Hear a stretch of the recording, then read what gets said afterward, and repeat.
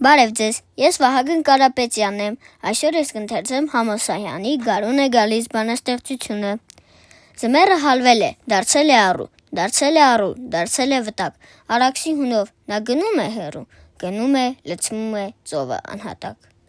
Հոգնած թևերը քսելով ամպին, կրծքին դեռ խոնավ ծվեն է նրա, Արագիլն իջել Արաքսի ափին, հանգստանում է մի ոտքի վրա։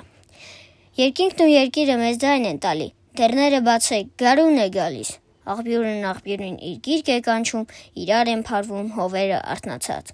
Ծաղկունքից արբած բնությունն է շնչում, քանդում է մեղուն, ժիր ակնամո մթած։ Հողն է մայրության հրճվանքից դողում, թող որ հավիտյալ միշտ ազատ մնա, թող որ ոչ մի ծիլ չմնա հողում, ոչ մի բույն հավքի թափուր չմնա։ Երկինքն ու երկիրը մեզ ձայն են տալի, դռները բացեք, գարուն է գալի։ Ստեսություն։